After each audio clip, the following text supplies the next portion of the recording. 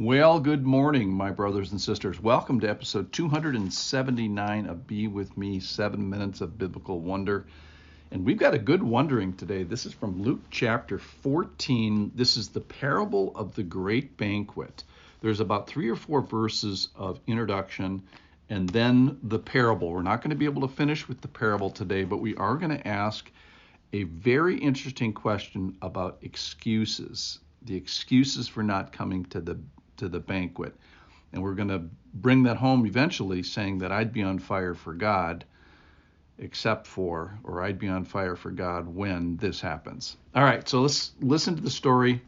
There's something in it for us. This is from Luke chapter 14, verse 12. He said also to the man who had invited him. So Jesus is at a banquet. There's a bunch of bad behavior at the banquet. Everyone's fighting for the most prestigious seat. He rebukes them by giving a parable of the wedding feast before this, and then now he's going to give us another parable. When you give a dinner or a banquet, do not invite your friends or your brothers or your relatives or your rich neighbors, lest they also invite you in return and be repaid. But when you give a feast, invite the poor, the crippled, the lame, the blind, and you will be blessed because they cannot repay you. For you will be repaid at the resurrection of the just. So let's just pause just for a second there. So you're giving a dinner party, and he says, don't invite your friends, that is those that have relational interests along with you, or those you share DNA with, or you share near DNA with, that is your relatives, and then economically trying to entertain the rich people so that they pay you back.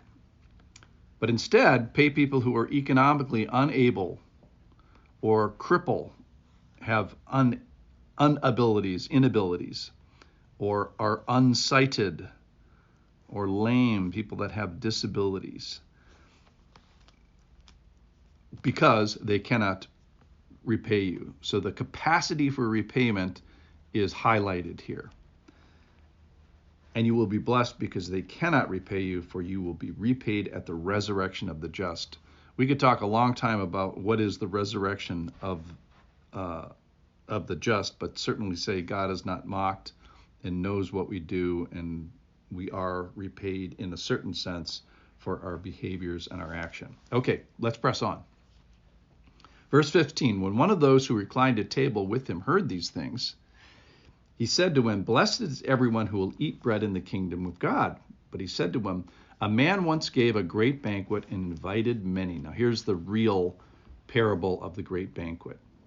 A man once gave a great banquet and invited many. And at the time of the banquet, he sent his servant to say to those who had been invited, come, everything is now ready. So he had a save the date thing go out, and then the servant goes out and does now is the time everything is ready. And then verse 18 talks about their excuses. But they all alike began making excuses. The first said to him, I have bought a field and I must go out and see it. Please have me excused. And another said, I have bought 5 yoke of oxen and I go to examine them. Please have me excused. And another said, I have married a wife and therefore I cannot come. So I read a commentary about this, and the commentator's take on this was that these were lousy excuses. I would like to differ with that. I think these are actually some pretty good excuses. Like, so I bought land. So in my whole life, I've only bought land a couple of times, and some people can go their entire lives and not buy a house or a piece of land that's supposed to, hopefully make some money. It's a very rare thing, buying land. That's excuse number 1. Excuse number 2 is I bought oxen. Okay, so what are oxen? Oxen are big cattle-like animals who have a purpose. That is that they work. So this guy is buying 5 sets of oxen, 5 yokes. I think a yoke is 2 oxen because they are yoked by a yoke. So he's buying 10 oxen. He's doing some industrial scale farming here, this is a big deal, a large purchase. How much does an oxen cost?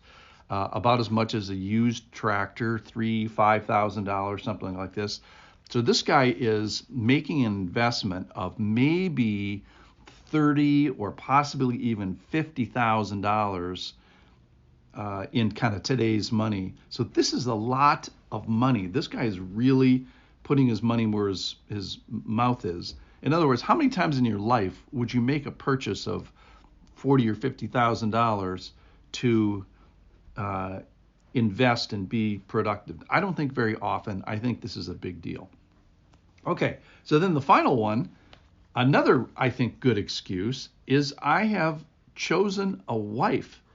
Now, that's something I've done only one time, and hopefully you have too. It's a rare thing, and these are, in my opinion, these are pretty good excuses.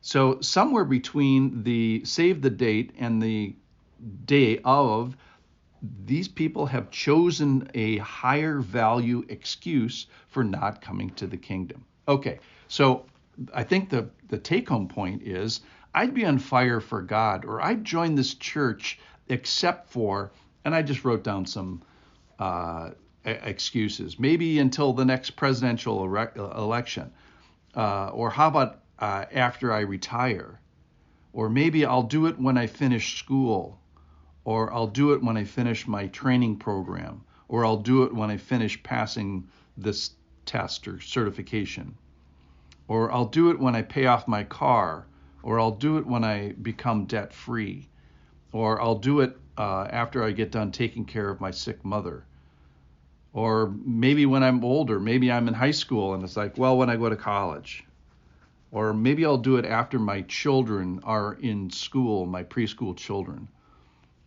Or I'll do it after I get better from this illness, or I'll do it after I get in shape, or I'll do it after I finish the burden of work, or I'll do it after I finish this marathon, or I do it after I finished a life goal about having children. We all have excuses for not coming to the banquet that the Lord has for us. And I just want us today, big thought today is, let's put our excuses front and center. Let's call a spade a spade. You probably have good excuses. The guys in the story, in my opinion, had good excuses for turning away from the Lord. So I'd be on fire for God, except what? Let's be honest with ourselves this morning, shall we? See you tomorrow.